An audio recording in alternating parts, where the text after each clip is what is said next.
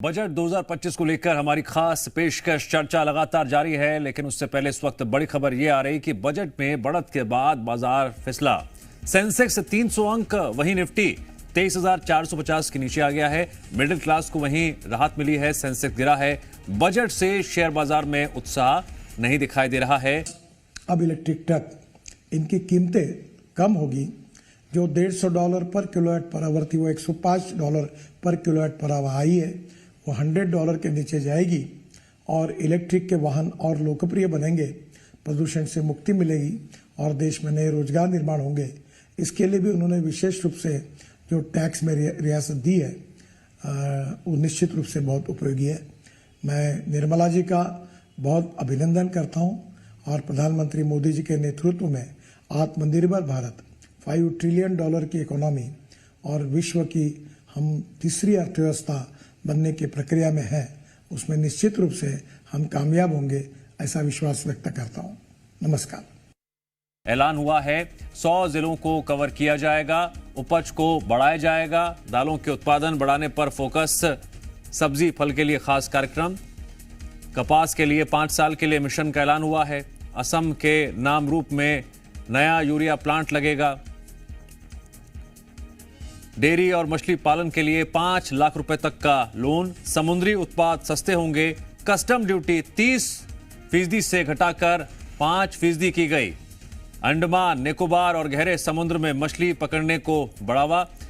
बिहार में मखाना बोर्ड बनेगा। Production marketing पर फोकस होगा। रेसिडेंशियल प्रॉपर्टी है, अभी उसको दोनों रेसिडेंशियल प्रॉपर्टी का नील वैल्यूएशन होगा। मतलब पहले जो एक नोशनल रेंट का एक टैक्स भरना पड़ता था, उससे भी उसे इजाफा मिलेगा। इस तरह के छोटे मोटे और भी बहुत सारे इसमें चेंजेस हुए हैं, जैसे टीडीएस की दर कम करी गई है। टीडीएस का जो स्लैब है, सॉरी दर तो वही है, स्लैब कम करी गई है। सीनियर सिटीजन्स को काफी सारे एग्जेम्पशंस दिए गए हैं, जो बहुत वेलकम है।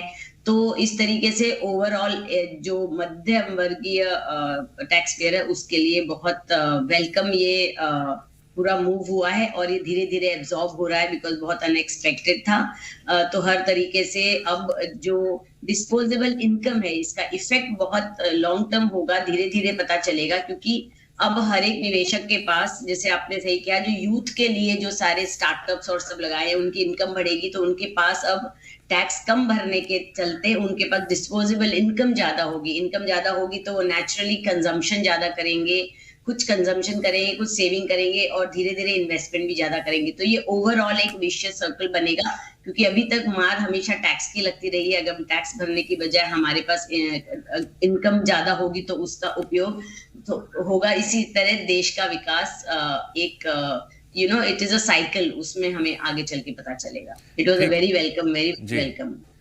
बीजेपी प्रवक्ता राजपाल जी भी जुड़ गए हमारे साथ। 3 लाख तक अधिकतम 0% ब्याज पर उनको पैसा मिलता है, जिससे वो कृषि को उन्नत कर सकते हैं। अब वो लिमिट 5 लाख रुपए हो गई है। निश्चित ही बहुत बड़ा कदम हुआ है।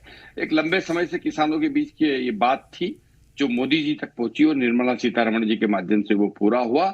साधुवाद जाता है शिवराज सिंह चौहान जी को भी, जो कि कृषि मंत्री है।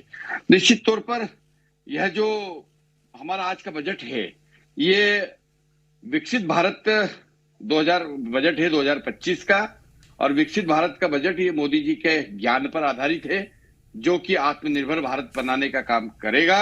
3 ट्रिलियन का ये जो बजट है, मोदी जी के ज्ञान के अनुसार जी से गरीब, वाई से युवा, ए से अन्नदाता, ए से आम नागरिक और एन से नारी, मतलब महिला सशक्तिकरण, नारी सशक्तिकरण। ये पांचों वर्ग को ध्यान में रखकर यह जो है 5 क्षेत्र पर फोकस करता हुआ बजट है। सबसे पहला तो अभी हमारी बहन बोल रही थी, विशेषज्ञ है वो कह रही थी कि भारत के उभरते मध्यम वर्ग को खर्च करने की ताकत बढ़ाने वाला बजट होगा। घरेलू खर्च में वृद्धि करने वाला ये बजट है।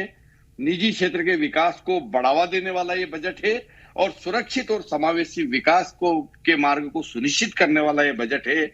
और विकास में तेजी लाना, विकास को और तेजी से और मूर्त रूप तक ले जाना, उस दिशा में यह फोकस करता हुआ बजट है। निश्चित ही जहां इसका एक हाईलाइट किसानों के लिए, वहीं आम नागरिकों के लिए भी इसके अंदर जो है जिस प्रकार से टैक्स में रिबेट देने का काम किया है, ये बहुत महत्वपूर्ण काम हुआ है। और खेती को लाभ का धंधा बनाने का जो एक संकल्प है हमारी सरकार का, उसको ये पूरा करता हुआ दिख रहा है। निश्चित ही क्लीन टेक्नोलॉजी की ओर, मैन्युफैक्चरिंग की ओर, बैटरी सोलार की ओर ये बढ़ता हुआ इन्वेस्टमेंट बढ़ाने वाला एक ये जो एक बजट है।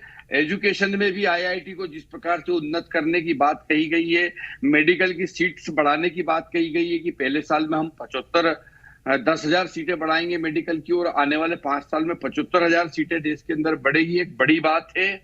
डिस्ट्रिक्ट हॉस्पिटल को कैंसर यूनिट के रूप में डेवलप करना, ये भी एक बहुत उभरती हुई मांग थी जो मोदी जी के द्वारा निर्मला सीतारमण जी के माध्यम से पूरी करने का काम हुआ है। एमएसएमई में भी बहुत सारे अमूलचूल जो है छूट देने का काम और बढ़ाने का काम हुआ है। जो बढ़ा हुआ 1 करोड़ से ज्यादा रजिस्टर्ड एमएसएमई जो है, उनके मैन्युफैक्चरिंग जो हेड है उसको बड़ा बनाया गया, उसकी साइज बढ़ाई गई है।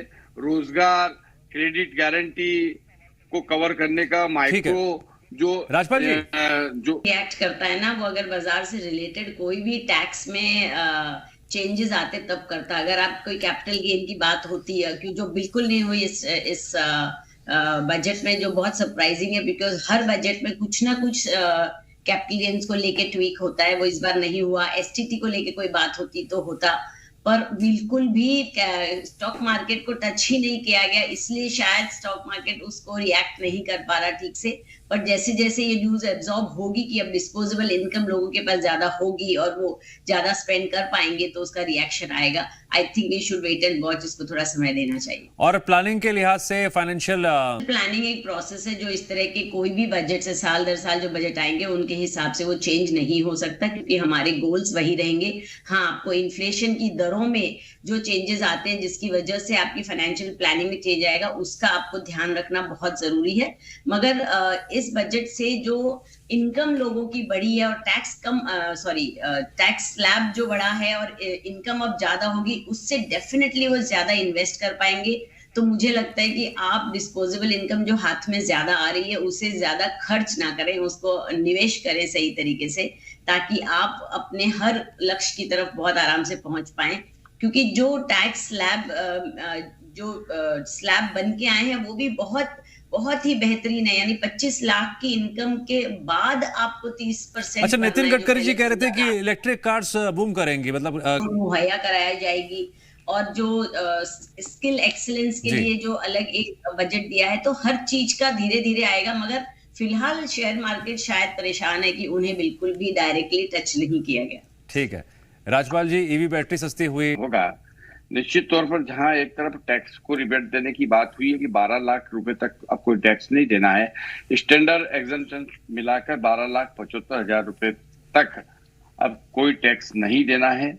बीमा के क्षेत्र में, जल जीवन के क्षेत्र में बहुत महत्वपूर्ण निर्णय आज लिए गए हैं। जल जीवन मिशन के अंतर्गत 2028 तक उसको बढ़ाना, हर घर तक नल के माध्यम से शुद्ध पेयजल पहुंचाना और पीपीपी मोड पर एक बड़ा निवेश उसके अंतर्गत देना, बजट में प्रावधान करना। मैं समझता हूँ कि इससे एक बहुत बड़ा काम देश के अंदर होगा जल जीवन मिशन के अंतर्गत। और इसके साथ साथ में राज्यों को कैपिटल एक्सपोनेंशियल का काम भी देने का काम राज्यों को करने का काम किया, उससे भी हमको बहुत लाभ मिलने की स्थिति बनेगी।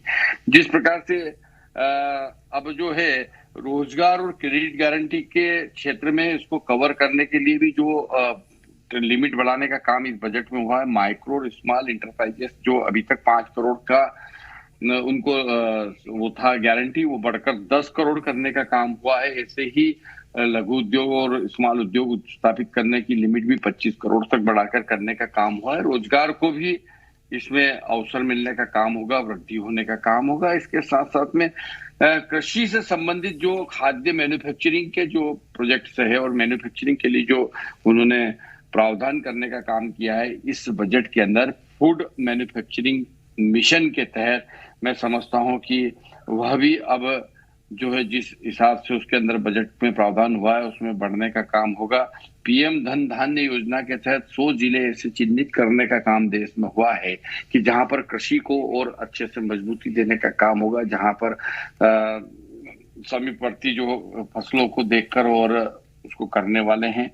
इसके साथ साथ में बिहार में एक मखाना बोर्ड की स्थापना होने की एक मांग थी, वो भी इस बजट में ठीक पूरी है, हुई है। जरा बिहार छत्तीसगढ़ की बात कर लेते हैं। छत्तीसगढ़ की बात भी कर लेते हैं। हमारे कह सकते हैं कि लोक कल्याणकारी बजट है।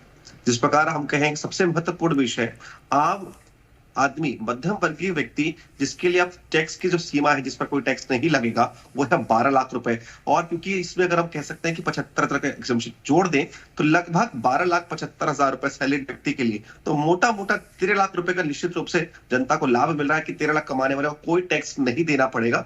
यह निश्चित रूप से अभूतपूर्व कदम है। साथ ही बहुत सारे विषय पर हमारे साथी भाजपा के प्रवक्ता ने विषय प्रकाश डाला।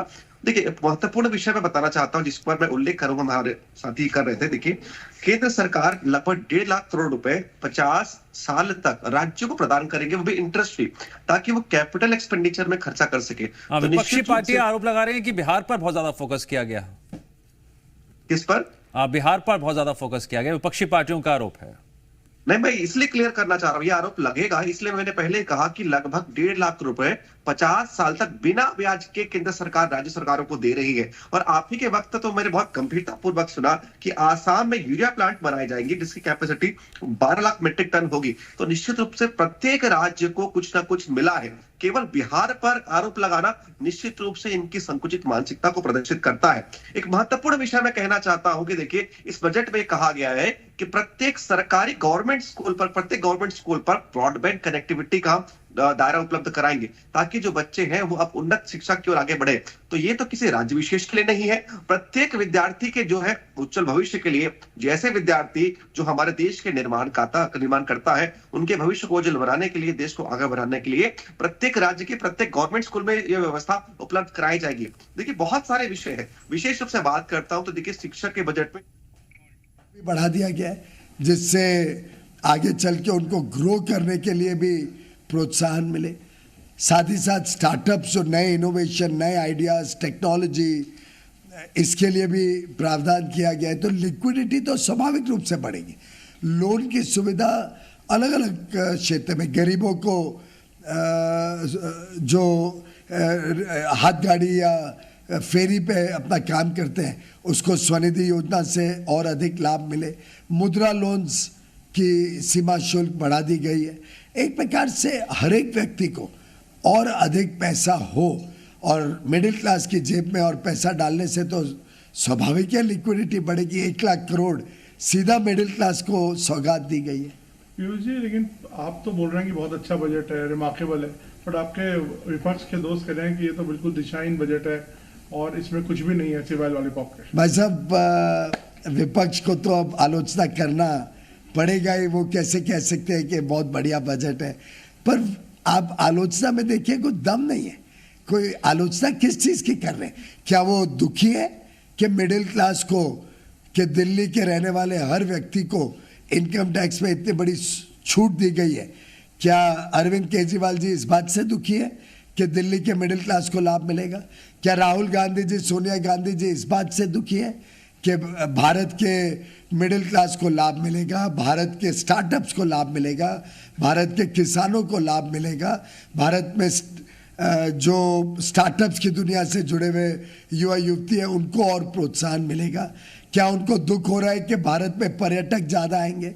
क्या उनको दुख हो रहा है कि गरीब आदमी भी अब हवाई चप्पल पहन के हवाई यात्रा कर सकेगा और बड़े पैमाने पे? किस बात का दुख है विपक्ष को? पीयूष जी, वो कह रहे हैं कि कुछ स्टेट्स को बेनिफिट दिया गया, जैसे बिहार को कुछ अपने अनाउंसमेंट्स। प्रधानमंत्री नरेंद्र मोदी जी 2014 से ही कहते हैं कि जो पूर्वी राज्य है, उत्तर पूर्वी राज्य, ईस्टर्न और नॉर्थ ईस्टर्न स्टेट्स है, जब तक इनका विकास नहीं होगा तो देश विकसित भारत नहीं बन सकते, देश का विकास अधूरा रहेगा। तो अगर बिहार को अगर कुछ सौगात मिलती है, आसाम को कुछ सौगात मिलती है, पूर्वी राज्यों को कुछ अधिक लाभ मिलता है, तो मुझे लगता है तो हम सबको सामूहिक खुशी की बात है। विपक्ष बिहार के लोगों से बताए कि क्या वो दुखी है कि बिहार में मखाना बोर्ड बनने वाला है। कांग्रेस और आरजेडी स्पष्ट कर दे बिहार के लोगों को कि जो बिहार में नए सेंटर्स ऑफ एक्सीलेंस बनने वाले, जो बिहार में नई योजनाएं आई हैं, जो इंफ्रास्ट्रक्चर क्रिएट होने वाला, क्या वो उस बात से दुखी है या बिहार के नेता इसका स्वागत करते हैं? आरजेडी और कांग्रेस के नेताओं को मैं चैलेंज करता हूं कि वो बिहार में जाके इस बजट की आलोचना करें। थैंक यू पीयूष जी। लेकिन हम दिल्ली का बहुत बड़ा नाम ले रहे हैं इस बार, मैं देख रहा हूँ क्या दिल्ली को तो देखिए, दिल्ली में गवर्नमेंट एम्प्लॉयज बहुत बड़े पैमाने पर रहते हैं। दिल्ली में व्यापार, छोटा व्यापार, मध्यम वर्गीय व्यापार, एमएसएमई सेक्टर के बहुत यूनिट्स हैं। तो दिल्ली के लोग तो विशेषकर इसका लाभ लेंगे। जो दिल्ली में मध्यम वर्ग और सैलरी अर्नर्स इतने बड़ी संख्या में रहते हैं, आर्मी के लोग हैं, सेंट्रल गवर्नमेंट एम्प्लॉयज़ हैं, स्टेट गवर्नमेंट एम्प्लॉयज़ हैं, सभी को लाभ मिलेगा। छोटे व्यापारी को लाभ मिलेगा, एमएसएमई सेक्टर के लोगों को लाभ मिलेगा। मैं समझता हूँ दिल्ली का तो हर एक नागरिक आज खुशहाली मनाएगा और मुझे लगता है कि दिल्ली के हर व्यक्ति को आज बहुत बड़ी सौगात माननीय प्रधानमंत्री मोदी जी ने दी है। Thank you Piyush ji, thank you.